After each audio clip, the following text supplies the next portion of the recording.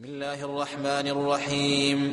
سأل سائل بعذاب واقع للكافرين ليس له دافع من الله ذي المعارج.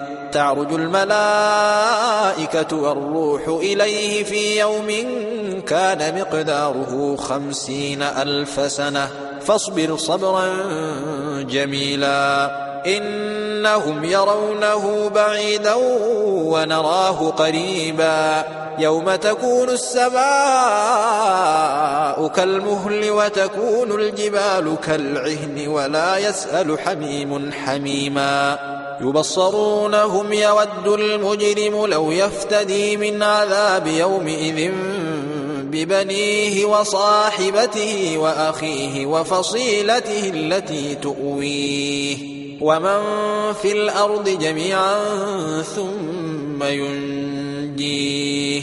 كلا إنها لظى نزاعة للشوى تدعو من أدبر وتولى وجمع فأوعى.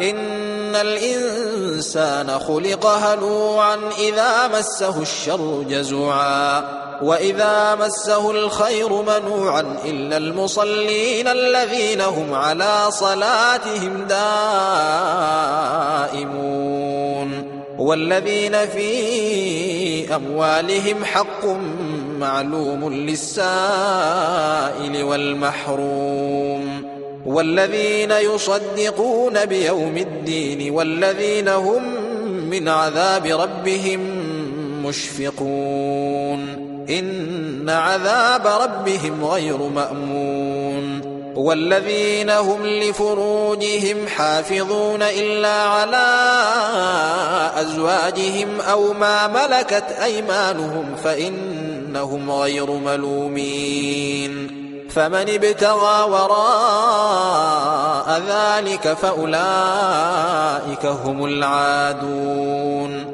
والذين هم لأماناتهم وعهدهم راعون والذين هم بشهاداتهم قائمون والذين هم على صلاتهم يحافظون. أولئك في جنات مكرمون. فما للذين كفروا قبلك مهطعين عن اليمين وعن الشمال عزين. أيطمع كل امرئ منهم أن يدخل جنة نعيم. كلا إنا خلقناهم مما يعلمون. فلا أقسم برب المشارق والمغارب إنا لقادرون على أن نبدل خيرا منهم وما نحن بمسبوقين. فذرهم يخوضوا ويلعبوا حتى يلاقوا يومهم الذي يوعدون. يوم يخرجون من الأجداث سراعا كأنهم إلى نصب يوفضون.